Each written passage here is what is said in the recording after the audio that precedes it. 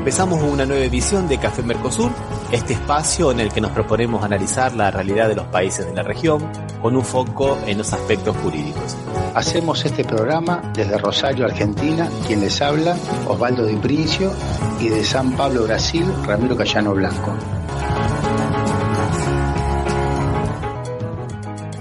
¿Qué tal, Osvaldo? ¿Cómo te va? ¿Cómo estás? Hola Ramiro, ¿qué tal? ¿Cómo estás vos? Bien, acá andamos, preparados para un nuevo Café Mercosur.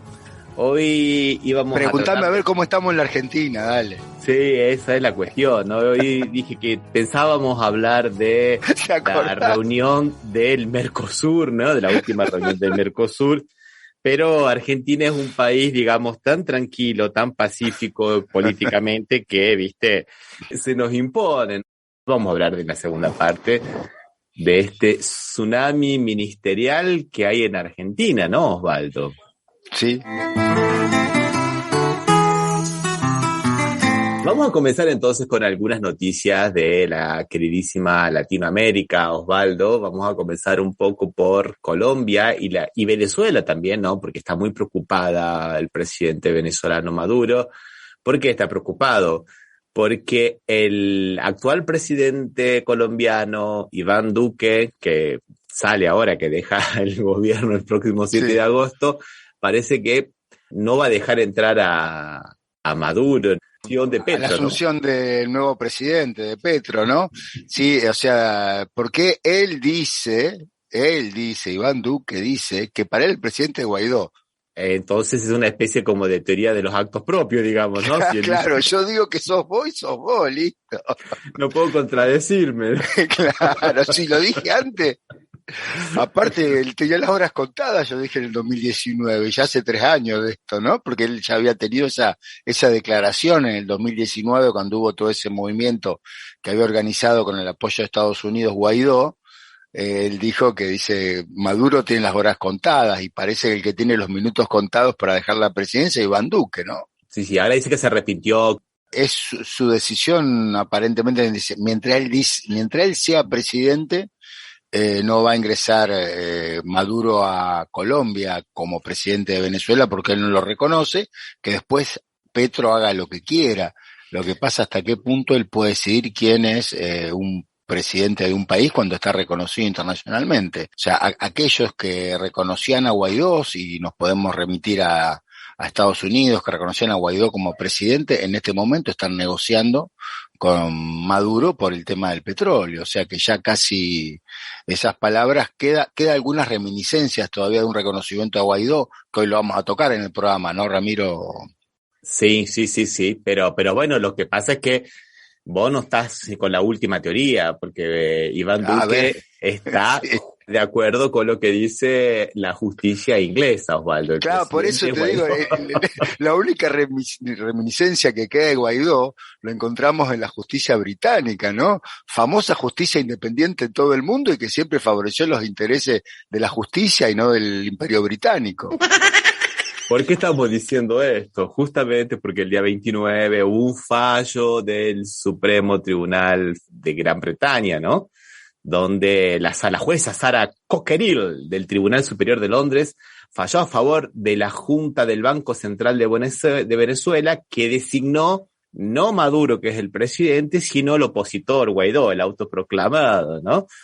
Vamos a poner en contexto. Chávez había mandado, como hizo Macri también, que por eso también nos preocupa mucho este tema, Osvaldo, una cantidad de oro a Gran Bretaña para poder ponerlo en depósito, y ellos lo alquilan supuestamente al oro y con eso le pagan al país que les deposite ese oro un poquito de dinero, como si fuera dinero de intereses, ¿viste, Osvaldo?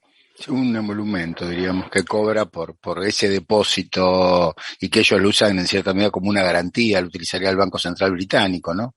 Claro, exactamente. Que también se lo presta a otras personas, no nos olvidemos que estamos en una especie de corrida del oro últimamente, ¿no? En el momento que Chávez deposita esto, no había tanto interés por el oro como comenzó a despertarse a partir del 2016-2017, que países como China y como Rusia comenzaron a comprar oro para darle solvencia a sus monedas, respaldo a sus monedas, en una especie de vuelta al patrón oro abandonado por Estados Unidos allá en el 1974, 75, ¿no? Con la crisis de los petrodólares, ¿te acordás, Osvaldo, no? Sí. Es que ya había abandonado Inglaterra hace un tiempo en algún momento, ¿no? Después de la Segunda Guerra Mundial, cuando no tenía manera de financiar su existencia, entonces abandonó la convertibilidad de la libra también. Ya tenía Claro. antecedentes, diríamos. El 14 de mayo de 2020, el presidente de la Junta Oficial del Banco Central, Calixto Ortega, digamos, el oficial designado por Maduro, que es el presidente, acusó al Banco de Inglaterra de infringir el contrato porque no le transfirió 930 millones de euros de esas reservas que le había solicitado el gobierno venezolano para poder llevar adelante la lucha contra la COVID-19 en Venezuela, ¿no? Entonces ahí se origina todo este trama, ¿no, Osvaldo? Claro, que estos fondos le podrían ser útiles y servir para financiar la compra de medicamentos para la COVID, vacunas y todo eso a través del fondo de la ONU, ¿no? Que no lo pudo realizar por esta situación, que no tiene justificación pero por lo menos en un rapto de lógica jurídica, por lo menos dice que no puede ordenar que se lo entreguen a Guaidó, diríamos, para que los utilice. Eso no forma parte de su resolución, diríamos, ¿no? Sí. El argumento de la jueza en realidad no es un argumento tan malo, ¿no? Ella habla de que hay una doctrina dentro de Inglaterra, que es la doctrina de la voz única. Y si el gobierno, el Poder Ejecutivo, reconoce a Guaidó, no puede ser la justicia que reconozca a Maduro, ¿no? Eso es digamos, como leguleyamente han conseguido darle una forma a todo esto, pero es argumento de leguleyo, en realidad. No, pero Ramiro, y que no deja de reafirmar el concepto imperial que sigue teniendo, que cree que sigue siendo Gran Bretaña, porque en realidad, ¿quién le da poder para que ellos puedan decidir quién es el presidente electo de un país? O si el que recibe los votos fue Maduro, no, ellos no tendrían por qué decidir. O sea, no hay muchos antecedentes en la actualidad de este tipo de situaciones donde un gobierno decide quién es el presidente en funciones tan importantes como son 1.000 millones de euros, ¿no? Sí, que no quedan por ahí, Osvaldo, porque en realidad hay otro pleito también muy cercano a este, que es el que tienen con Alemania, que el Deutsche Bank también en la misma época tiene 120 millones de dólares derivados también de un contrato de permuta de oro, ¿no? O sea que no termina acá solamente en el oro de Inglaterra, sino que también va a tener repercusiones, ¿no? De acuerdo a cómo se falle en Inglaterra, o se podría llegar a fallar, no son vinculantes, ¿no? Las sentencias no son vinculantes para nada. Pero bueno, ya crea un precedente para que se pueda fallar de una forma más o menos parecida en Alemania, ¿no te parece, Osvaldo? Sí, de todas maneras el criterio, si bien, como bien vos decís, es un criterio de leguleyo, o sea, en realidad es consecuente con el criterio de conformación del Imperio Británico, porque ellos dicen que la justicia no puede fallar en contra de lo que opina su gobierno. Claro. Sin importar lo que opina el derecho internacional o lo que opina quien representa un país. Es más, contra lo que opinó el Supremo Tribunal de Justicia de Caracas, ¿no? De Venezuela. Sí. O sea, sí. Es medio, como decís vos, muy bien colocado, Osvaldo, es medio una posición bastante imperialista, ¿no? O sea, pero muy, no más que legal, ¿no? Más que legal me parece imperialista. Pero como decís, esto se va a ver, porque después en agosto se va a pedir vista, después se va a resolver más cosas. Esto recién empieza, pero es interesante, ¿no? Como puede haber 2 pesos y 2 medidas de acuerdo a lo que sean las personas, ¿no? Y los países que sean, porque voy a decir, por un lado, como bien decís vos, Osvaldo, Estados Unidos reconoce a Maduro, lo deja a Guaidó, lo manda al banquillo de los suplentes. Sí, lo deja ahí. Repsol de España comienza a exportar a Europa petróleo sacado de Venezuela, con lo cual, viste, o sea, hay un levantamiento de las sanciones. Y bueno, y tenemos esta sentencia que me parece que actualmente, pensándolo en términos geopolíticos, Osvaldo, ¿no? Sí, sí. Me parece medio anacrónica, ¿no? Sí, o sea, en realidad, será que uno tiene tantas tirrias con los ingleses, ¿no? Pero en realidad todo lo de Inglaterra es anacrónico, el país es anacrónico, tiene un gobierno que es anacrónico con un sistema monárquico que es anacrónico. Es verdad, y por eso yo calculo que hay tanta preocupación por las nuevas voces, hay tanta preocupación no solamente en Inglaterra como también en Europa, de acallar voces como por ejemplo Russia Today o Sputnik, que nosotros podemos decir que sea un buen periodismo o es un mal periodismo, cualquier cosa, pero es periodismo, y no como ellos dicen que son fuentes de el Kremlin, ¿no? Son, digamos, y de esa misma manera yo puedo decir que la Deutsche Welle también es fuente, porque también es estatal, y podría decir lo mismo de la BBC. De la BBC. O podría decir de CNN, que es la voz del gobierno norteamericano, y sin embargo... No, Valdo, porque hay un consejo curador de... Claro, sí, no, ya sé que tiene argumentos para dejar caer este sentido, pero son realmente situaciones que una vez se dice que no tienen mucha explicación dentro de la lógica que estamos manejando. Pero bueno, el mundo geopolíticamente se está desarrollando de manera, ¿no? O France 24, qué sé yo, todos esos canales, o la red de televisión española, todo parecería, si nosotros podríamos decir que no, porque son la voz del gobierno y no la voz del periodismo, ¿no? Después vamos a hablar un poco al respecto de algunas preocupaciones, inclusive con la jefa del Comando Sur, porque está muy preocupada porque Russian Today y Sputnik tienen 30 millones de seguidores en Latinoamérica, y Latinoamérica tiene litio, Valdo, tiene el triángulo de litio. Entonces, eso lo que hace en realidad es derruir la democracia en esos países. Claro, sí. O sea, litio, gas, combustible, todo, cosas que a ellos no les interesa, pero están, diríamos. Claro. Bueno, vamos a hacer una pequeña pausa. Siempre hacemos una pausa musical. Vamos ahora a hacer una pausa para darle lugar a Cristian Sales, que nos habla de la patria gallega, que justamente tuvo su fecha conmemorativa el día 25 de julio, ¿no? ¿Lo escuchamos, Osvaldo? Vamos, Ramiro, a ver.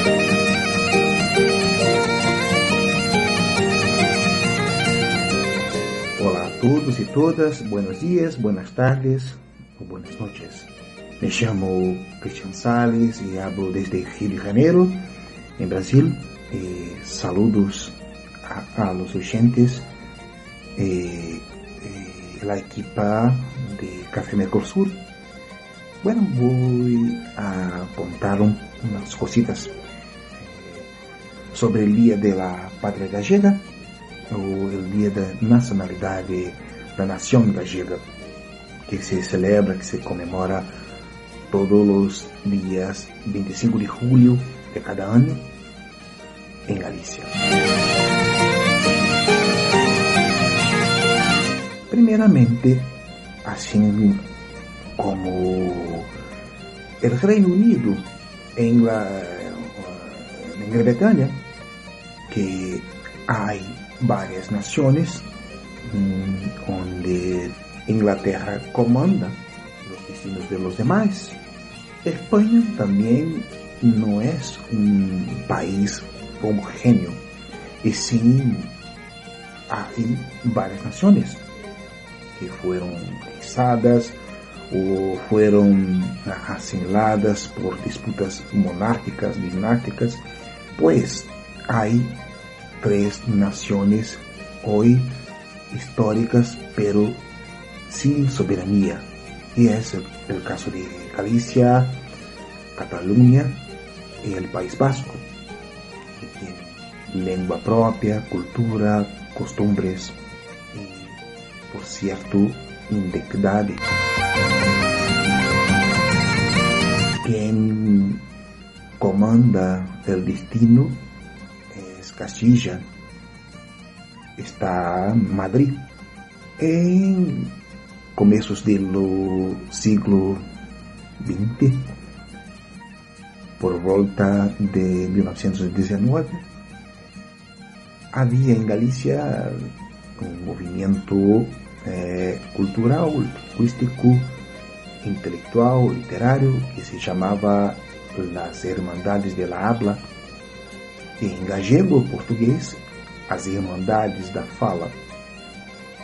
Y había muchas inspiraciones de los nacionalismos en toda la Europa.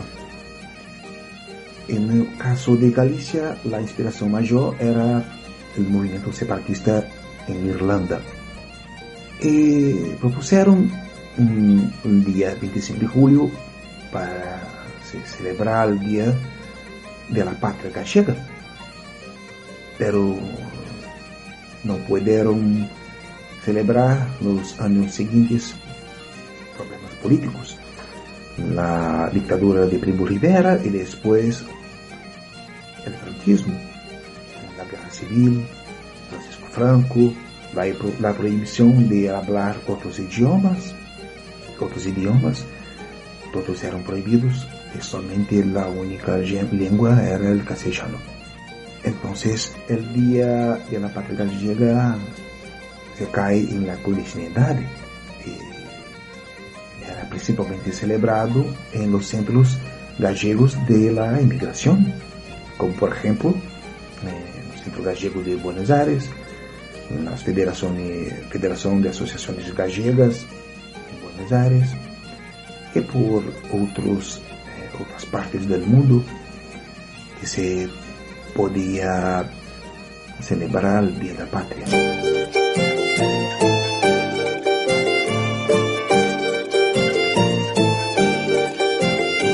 Después, en los años 60, a la celebración del Día de la Patria es hecha una condicionalidad por los partidos socialistas, comunistas en Galicia. En los años 70 hay conflictos con la policía. Bueno, había ainda la prohibición del Estado franquista. Con la extensión en finales de los años 70, hay ya una iniciativa de la Junta de Galicia en el 79 por decreto para celebración del Día de la Patria Gallega. Y en las décadas siguientes crecen las manifestaciones por la identidad, por la incluso por movimientos separatistas. Y pronto esto, nada más, hasta entonces. Chao.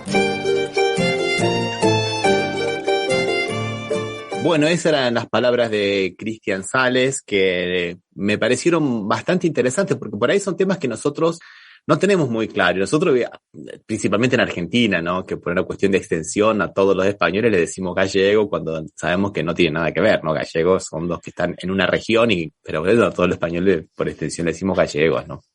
Sí, pero tiene una razón de ser también que le damos gallego, Ramiro. Sí. Se lo decía San Martín inclusive a los españoles, pero aparte porque Buenos Aires es una de las ciudades que más gallegos tiene en el mundo, que tiene muchos más habitantes, tiene casi 180.000 habitantes, 180.000 gallegos y descendientes, o sea que realmente tiene una cifra muy importante. Acá, si no fuera por esa manera despectiva que a veces se tiende a referirse con los que vinieron de Galicia, sería muy importante reconocer la importancia que tuvieron en la cultura argentina o en el desarrollo argentino, la venida de todos estos gallegos. No solo los españoles, los gallegos. Te propongo que escuchemos una canción y después seguimos hablando de una noticia muy interesante de Colombia. Vamos a escuchar el himno de Colombia en una versión con varios ritmos musicales que nos manda nuestra compañera que vive justamente en Bogotá, Sandra Serapio. ¿Qué te parece, Osvaldo? Dale, vamos.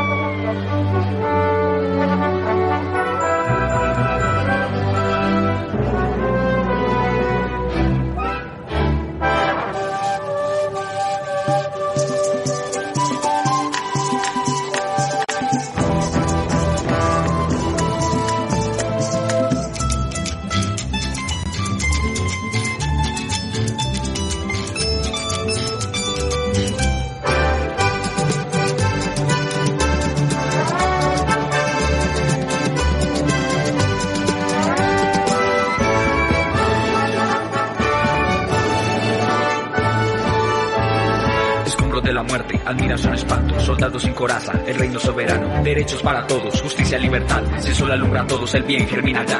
Canta, el himno de la tierra, canta, el himno de la vida, canta, justicia para todos, canta, canta, canta.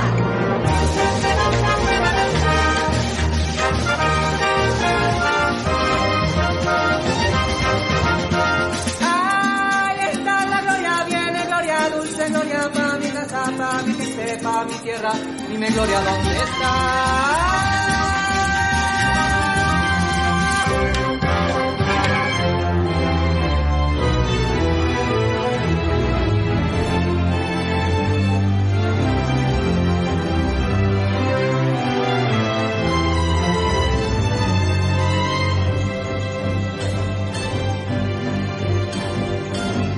Se va la noche y llega el día, la esperanza me miró, abre mirada tan bonita, un himno me regaló.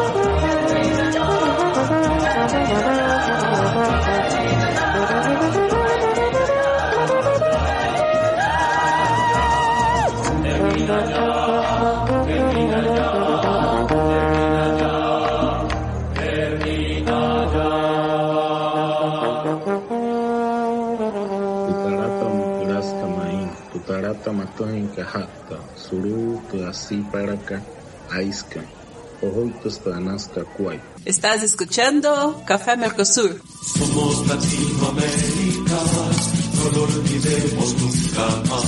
Somos Latinoamérica, no lo olvidemos nunca más. Somos Latinoamérica. Prometimos hablar de Colombia, ¿no? Sí. De Colombia y un tema muy interesante que tiene que ver con los falsos positivos. Estos falsos positivos son estas acciones que hacían los militares entre el 2005 y el 2008, que capturaban gente común, principalmente gente muy pobre, les ponían lo que ellos les llamaban el uniforme de legalización, ¿no, Osvaldo? ¿Qué cosa más? El kit de legalización. El kit de legalización. Y Ramiro, ¿esto qué te recuerda? No, me recuerda mucho a lo que ocurría aquí en Brasil y en Argentina en las épocas de las dictaduras, Osvaldo. Era el mismo accionar, o sea, han muerto abatidos en un conflicto armado con las fuerzas del orden, ¿viste? Y habían sido... Sí, eran terroristas, y así titulaban los diarios argentinos, ¿no? Así es. Ahora, la Jurisdicción Especial para la Paz, que se ha creado después del acuerdo, ha imputado como crímenes de guerra, de homicidio en persona protegida y crímenes de lesa humanidad, de asesinato y desaparición forzada a 22 miembros del ejército, de la Brigada 16ª de Casanare, por haber hecho este tipo de cosas, Osvaldo, porque además usaban para convencer a esta gente que vaya, que muchas veces lo convencían con trabajo, venga a trabajar usted, y después resulta que no era trabajo. Y no era trabajo lo que tenían. Claro. Usaban niños y niñas para involucrar en la acción criminal a menores de 18 años, ¿no? Que participaban como reclutadores de estas víctimas, ¿no?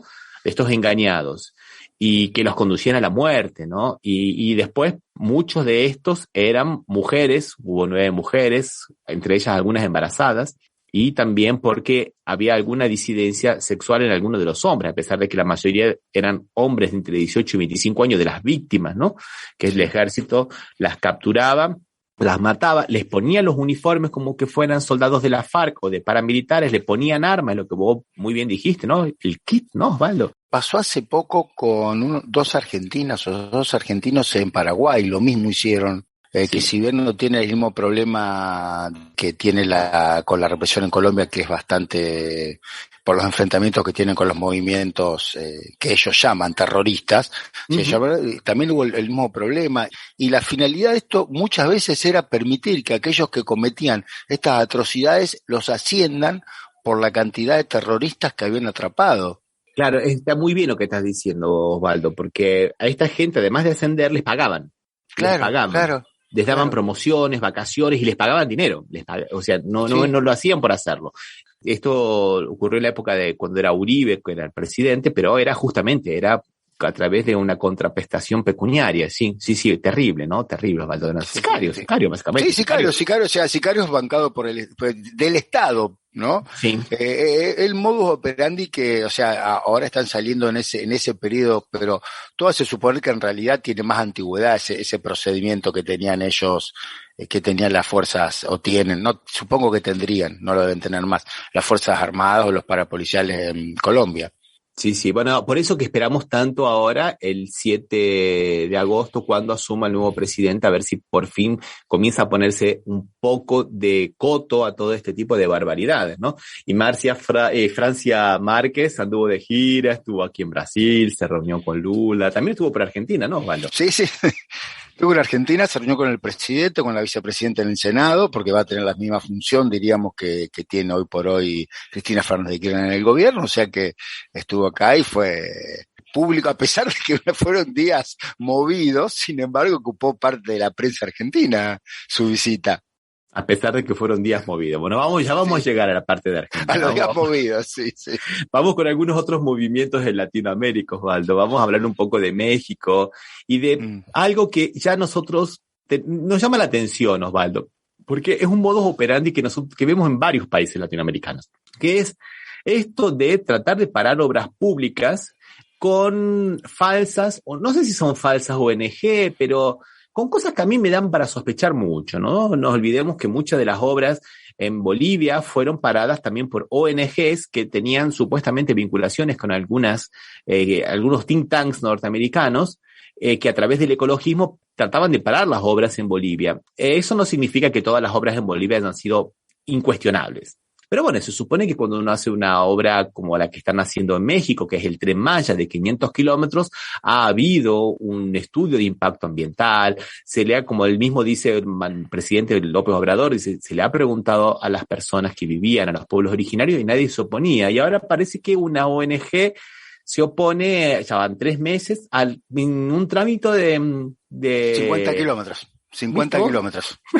50 kilómetros, el 10% del viaje, y aparte está detenida la obra en esos 50 kilómetros. El problema, con todo el costo que eso conlleva, hacer 500 kilómetros de tren en esta época, son cifras multimillonarias en dólares, ¿no?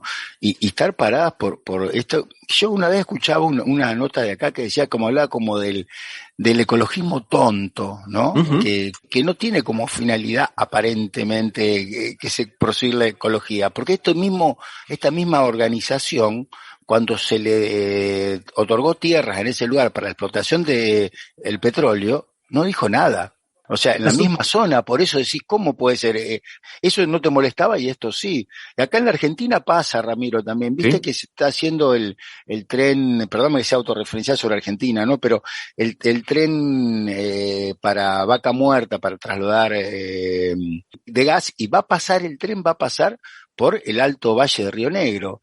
Y entonces algunas organizaciones dicen, pero ¿cómo nos van a perjudicar con la producción de fruta? Y por otra organización dice, no, nosotros que nos hacemos cargo de esto, no estamos en desacuerdo, creemos que va a ser bueno. O sea, parece que siempre hay como una doble mirada y que es dudosa de dónde salen los fondos para esa otra mirada, ¿no? Y eso hace bastante mal, Osvaldo, porque te digo sinceramente, hace mal al buen ecologismo, porque no se puede tener una mentalidad, digamos, como se tenía desarrollista a ultranza en los años 60, donde pasamos con las topadoras y las máquinas y le metemos asfalto a todo.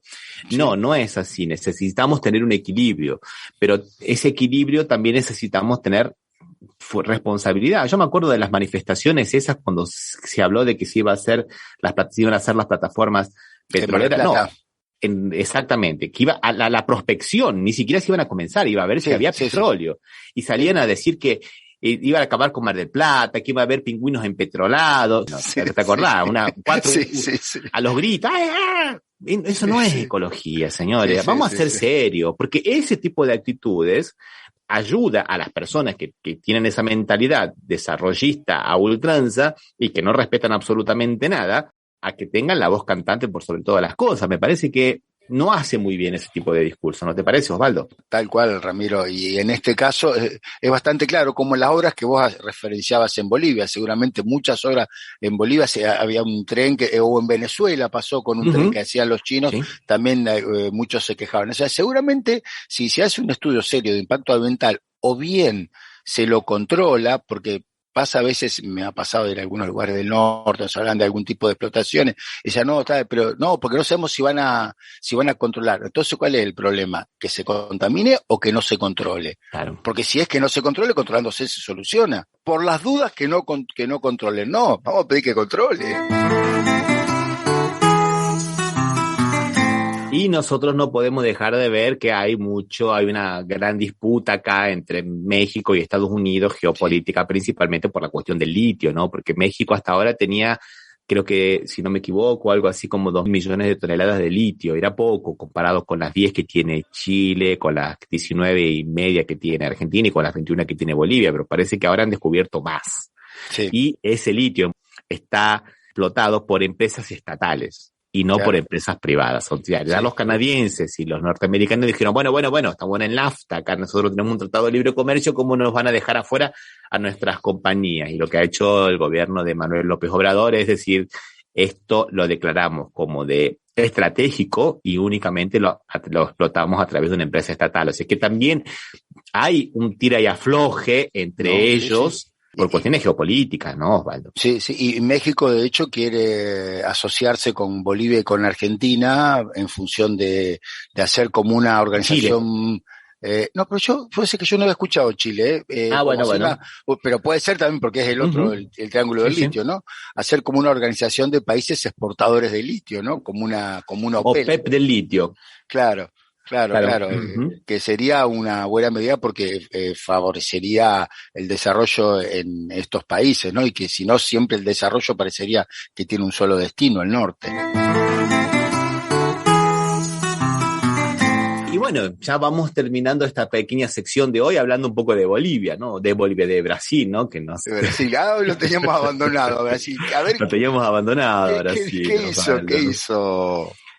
Y no, nada, está, digamos, Jair Bolsonaro cada vez más desesperado tratando de conseguir algún tipo de impunidad para él y para su familia porque ve que la derrota en las elecciones puede ser muy cierta, ¿no? Entonces, ante eso ahora está llamando, sus huestes, ¿no? Están llamando a una acción el 7 de septiembre que se conmemora el Día de la Independencia de Brasil, como lo hicieron el año pasado, algo más fuerte, más profundo.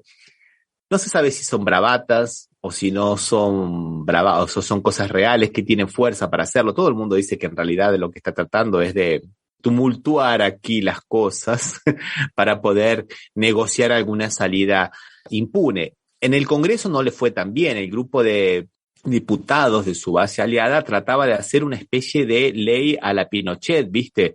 En la cual todos los expresidentes pasaran a ser senadores.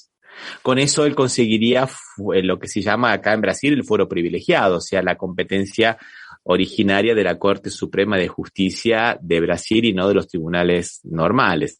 No, eso lo viene trabajando desde el año pasado, justamente desde que le fue mal el 7 de septiembre del año pasado, que supuestamente iba a haber un golpe cívico-militar acá en Brasil y no ocurrió absolutamente nada. Inclusive el medio que tuvo que pedirle perdón a Moraes, que era un juez de la Corte Suprema de Justicia, que es el que está llevando las acciones contra el grupo de odio y contra sus huestes, ¿no? Y bueno, entonces ahora estaría medio como que tratando de remozar alguna idea de esas y ver. Lo importante en esta semana aquí en Brasil es que 2 organizaciones muy importantes y que fueron las que articularon el golpe a Dilma Rousseff, principalmente la FIESP, la Federación de las Industrias del Estado de San Pablo, que es muy fuerte. La FIESP mantenía a un grupo en la Avenida Paulista constantemente, que cortaba las calles para hacer propaganda en contra de Dilma Rousseff, al cual los bancaba, les daba refrigerio, ¿no? Y los dejaba acampar. Y la FEBRABAN, la Federación de los Bancos, que tiene los principales bancos de Brasil, ¿no? Que medio como que le han dado la espalda a estas locuras de Jair Bolsonaro, firmaron una carta que se hizo en defensa de la democracia, y bueno, vamos a ver qué pasa, Osvaldo, pero todo indica que esta idea del golpe de Estado acá en Brasil, como dicen los brasileños, no cola, o sea, no funciona, no va a andar. No va a andar. No va a andar. Entonces, es una buena noticia, ¿no, Osvaldo? Sí, sí, seguro. Pero lo vi con poca actividad, entonces, esta última semana, Bolsonaro, no anduvo muy activo. No anduvo muy activo esta semana. Él trata de mantener la centralidad, pero está muy difícil. Inclusive más partidos están entrando en lo que es la federación de partidos que van a apoyar a Lula. Uh-huh. Y bueno, ya como bien dijiste vos la semana pasada, ya se oficializó la candidatura. Su candidatura. De Lula. Sí. Y cada vez está más solito, digamos, más puntero en las encuestas, ¿no? Así que, bueno, las encuestas no son elecciones, falta un tiempo.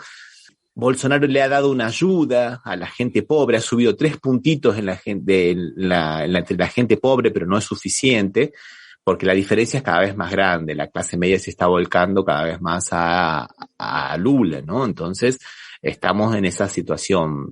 No está perdido, Bolsonaro, digamos, tiene chances, pero cada vez las chances son menores y él se ve cada vez más atrás de las rejas, ¿no? Como corresponde por todos los delitos que hizo, a pesar de que el fiscal general de la Nación, que acá le dicen el encajonador general de la Nación, porque encajona toda la denuncia, claro.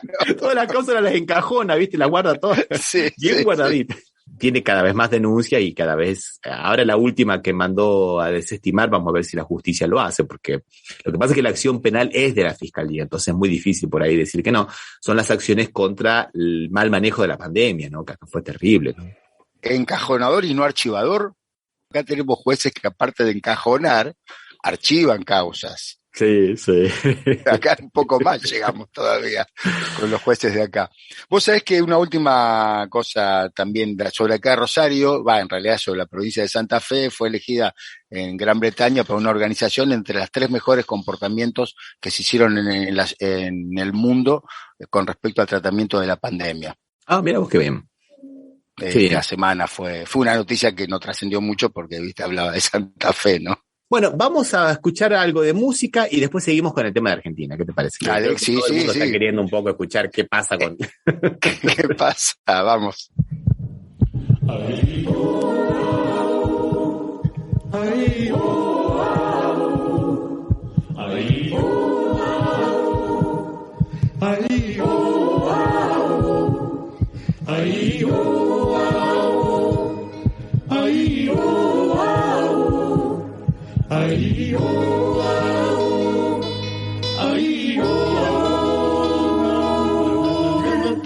Pra bom entendedor, meia palavra ras. Eu vou denunciar a sua ação eficaz. Você ama o mar, ela floresce. Por onde você passa, você impeça. Você me diga sua ação imediatista. Não tem limite, o seu sonho consumir. Você deixou na mata uma ferida exposta. Você dispara as cores nos corais da cruz. Você aquece a terra e enriquece a cruz. Do longo do futuro e da beleza augusta. Mas alguém vale não riqueza grande paz. Para o seguinte, dentro seu você não gosta. Você declara a morte, a vida indevida. Você declara guerra, mas tem mais beleza. Não há em toda forma um animal cambense. Mas já tem gente vendo que você não presta. Não presta. Não vou dizer seu nome porque me desgraça. Pra um entendedor, meia palavra basta. Não vou dizer seu nome porque me desgraça. Pra um entendedor, meia palavra basta. Pra um entendedor, meia palavra basta. Pra um entendedor, meia palavra basta. Pra um entendedor, meia palavra basta. Pra um entendedor, meia palavra basta. Aí, oh, aí, oh, aí, oh.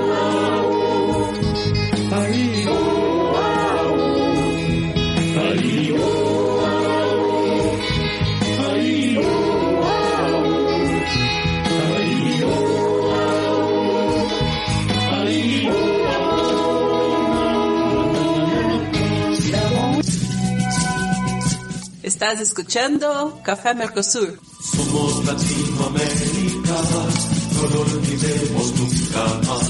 Somos Latinoamérica, no lo olvidemos nunca más. Somos Latinoamérica.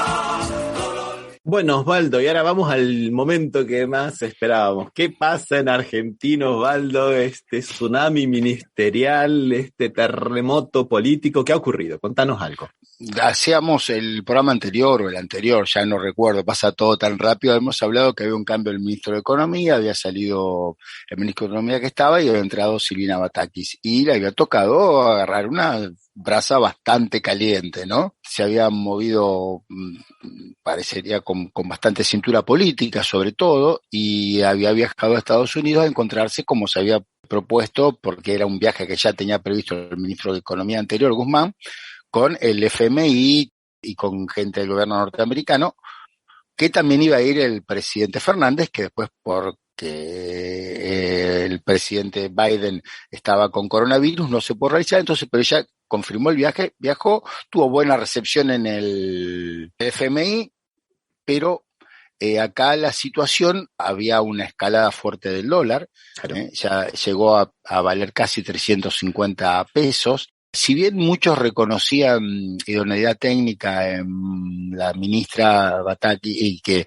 tenía una idea que creían que era buena para la situación, sucedió este desmadre que hubo del dólar y otras, y de la caída de bonos, aumenta el riesgo país, esos cócteles que nos acostumbra tanto esta situación, que vio la necesidad de que se hicieran cambios y entonces se termina con la renuncia de Batakis cuando vuelve a la Argentina y con la asunción, que todavía no se hizo, se va a hacer recién el martes, de un nuevo ministro de Economía, que es el presidente de la Cámara de Diputados, justamente, y integrante del grupo que está gobernando, ¿no? Del Frente de Todos, con Massa. Y Massa, a su vez, con una centralización o centralidad sobre el mismo ministro de Economía, absorbiendo otras carteras que eran ministerio y que ahora pasan a ser secretarías, ¿no? Agricultura. Claro, o sea, una especie de ministerio ampliado, ¿no? Un superministerio, digamos. Es un superministerio, pero en realidad, Ramiro, vos te acordás que en la Argentina siempre el ministro de Economía fue un ministerio.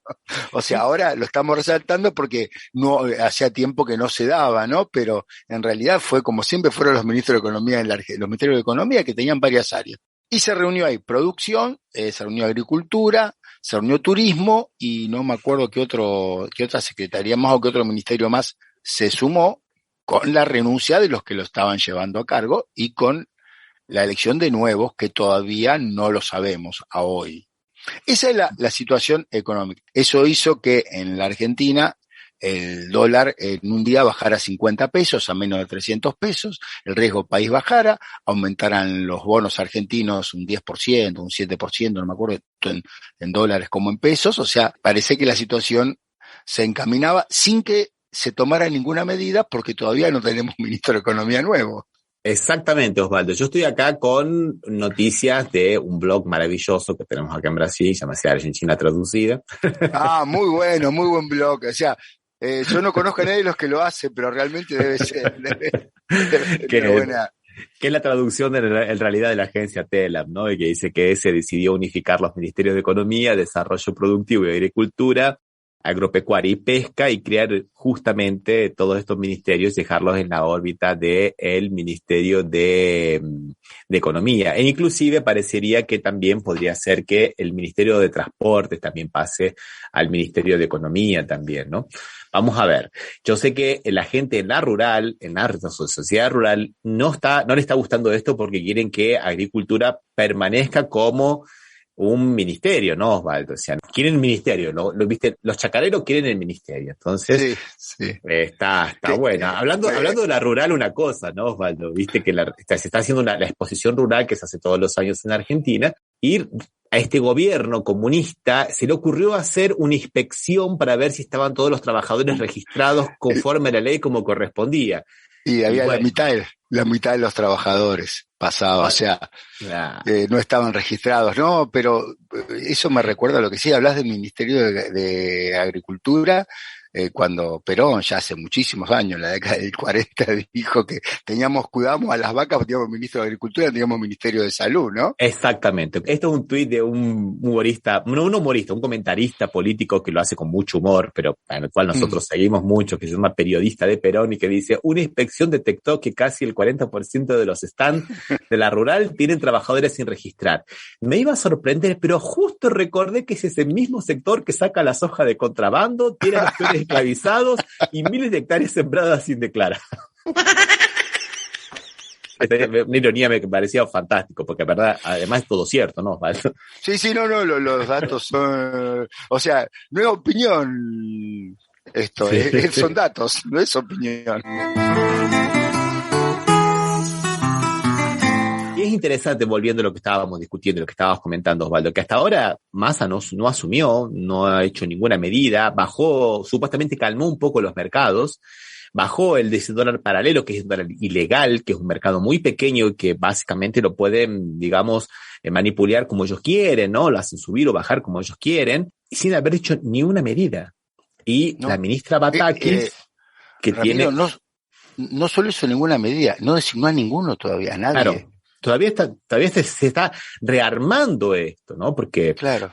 Justamente estaba diciendo esto del Ministerio de Transporte, que el Ministerio de Transporte es una persona que es justamente de su riñón, ¿no? De lo que se conoce como el masismo, que es un sector minoritario, pero integrante del Frente de Todos, y que bueno, esa es otra cosa muy interesante, ¿no? Yo veo que mucha gente está muy decepcionada y muy iracunda y en una lógica muy maniqueísta de amigo-enemigo, ¿viste? Decía, no, Massa es el traidor, es hombre de la embajada, Massa es el que la traicionó a Cristina en el 2013, el que se abrió solo y perdimos en el 2015 porque se fue Massa, y Massa...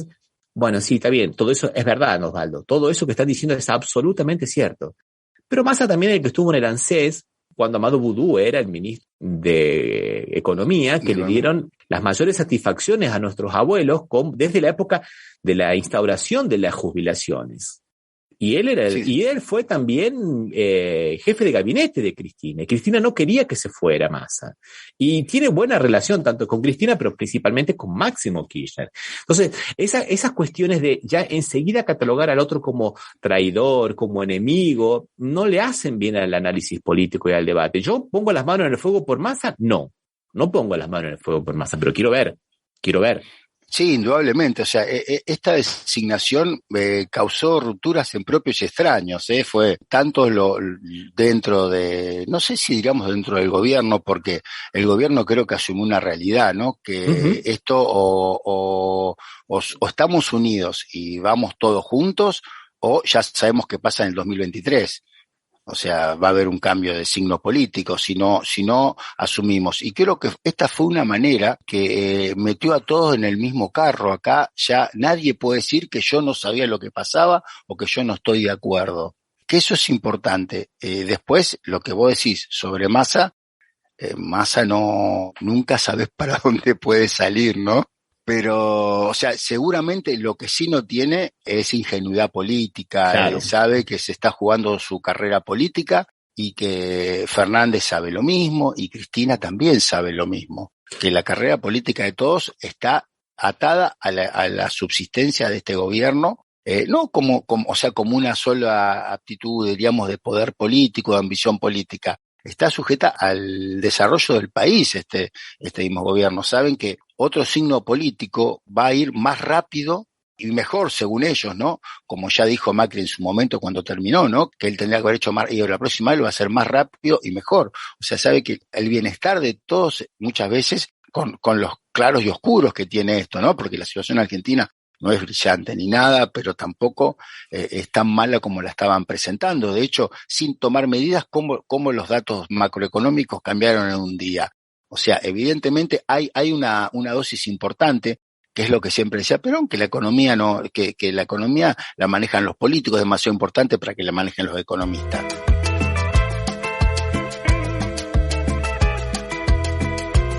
Quería apuntar dos cosas al respecto. Primero, lo que dijiste vos, ya lo comentamos en el programa anterior, de que los números macroeconómicos están bastante bien. Hay un problema coyuntural muy concreto, que también es un poco fruto de esta coyuntura geopolítica internacional, ¿no? Argentina acaba de importar gas y pagó 8.500 millones de dólares, el mismo gas que importó el año pasado por 2.000 millones de dólares. O sea que hay 6.000 millones de dólares menos en caja, y no estamos hablando de un gran problema económico, estamos hablando de que está faltando en este momento en las reservas 2.500 millones de dólares. Es muy poco, es poco. Cuando sabemos que el campo tiene, los números más pesimistas dicen que tiene 10.000 millones de dólares sin liquidar, o sea que tendría que liquidárselos al gobierno. Y otros dicen que son 14.000 millones, otros dicen 20.000 millones de dólares.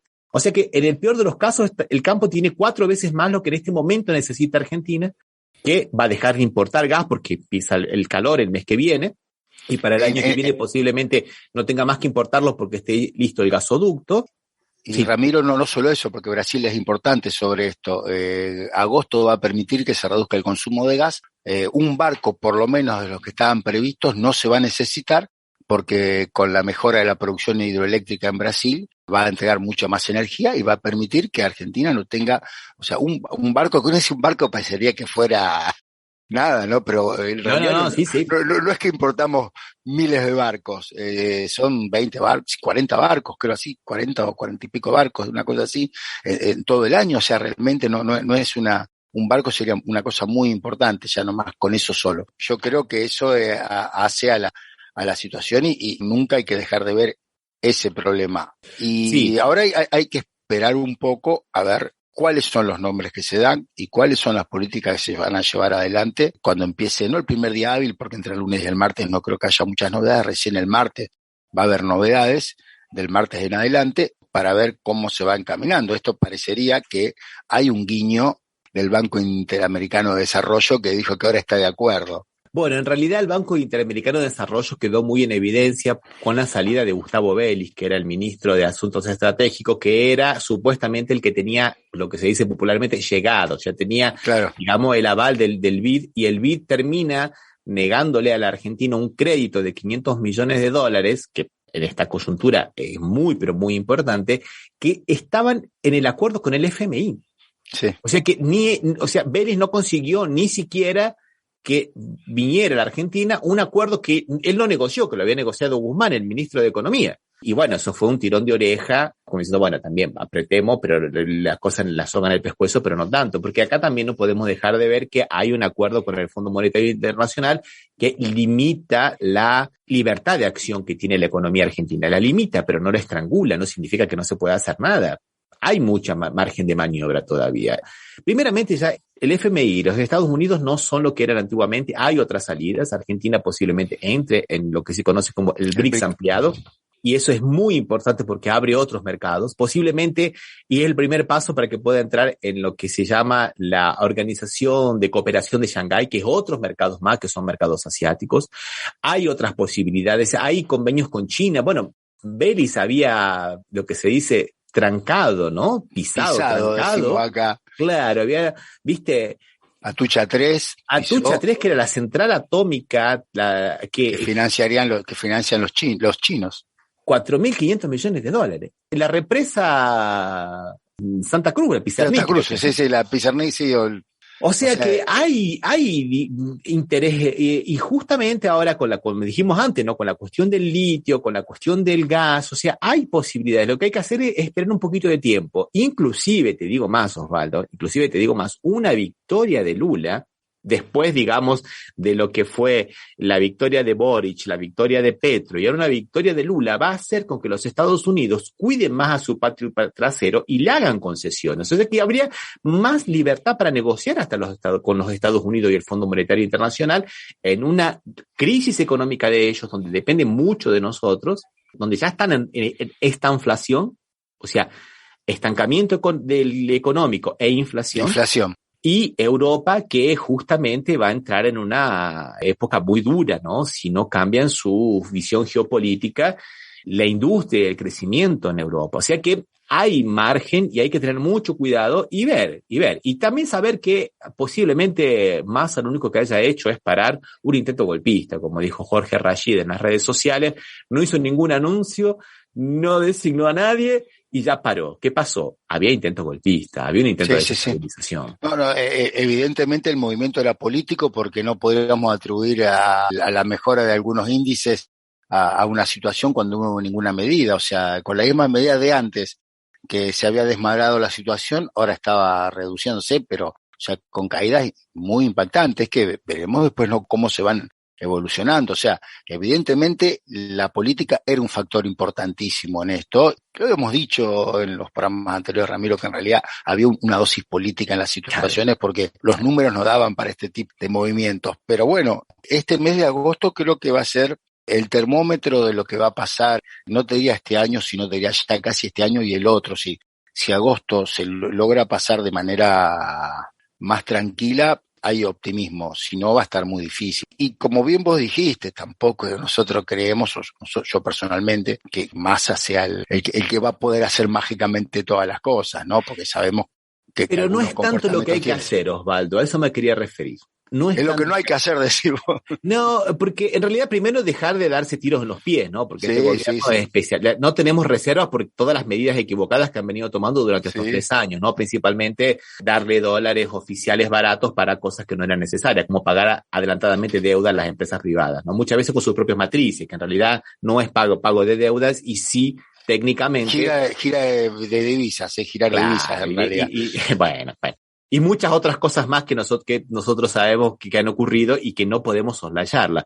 Pero también tenemos el antecedente de lo que fue Fernando Henrique Cardoso en Brasil, que era el ministro de Itamar Franco y después, claro, también no va a ser lo mismo, copió un plan de los Estados Unidos que fue aplicado primero en Argentina, que fue la convertibilidad, ¿no? Entonces, un peso, un dólar, acá vino unos meses después, se aplica el mismo plan, cambia la moneda, crea el real, entonces un real, un dólar, y se elige 2 veces presidente, o sea que está ese antecedente. Lo que hay que hacer ahora posiblemente es acalmar un poco los mercados, con muchas comillas, ¿no? Que son 4 o 5 especuladores, sinceramente, esto del tal de los mercados, ¿no? Pero los mercados están nerviosos, ¿no? 4 o 5 gente quiere sacarse una tajada mayor de la que le corresponde. Ese es el mercado está nervioso, vamos a decirlo con todas las letras. Y fundamentalmente redistribuir un poco más, porque no puede ser que la Argentina tenga apenas 7% de desempleo y los salarios no alcancen para cubrir las necesidades básicas. Eso es insoportable, eso es inadmisible.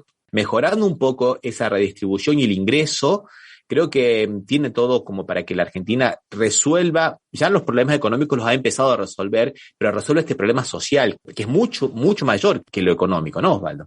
Sí, no, la situación social es bastante acuciante.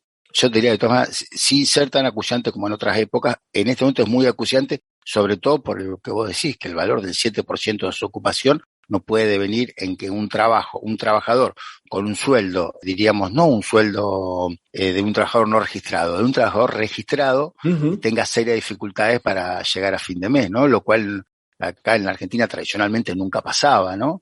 Había pasado en el gobierno de Macri en algún momento, nosotros ya lo habíamos hablado.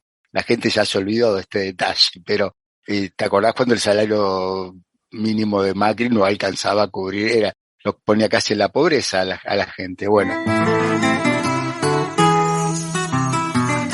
Solamente decir 2 cosas. Una cosa, bueno, que Silvina Batakis no sale del gobierno, va a ser la presidenta del Banco Nación, y que lo tenemos a Scioli de nuevo en Brasil. Scioli, que era el ministro de Desarrollo, vuelve a ser embajador en Brasil, que hizo una muy buena gestión como embajador en Brasil. Que espero que la siga haciendo. Y también nos olvidamos que Vélez ya renunció, que lo reemplaza la que era Marco del Pont.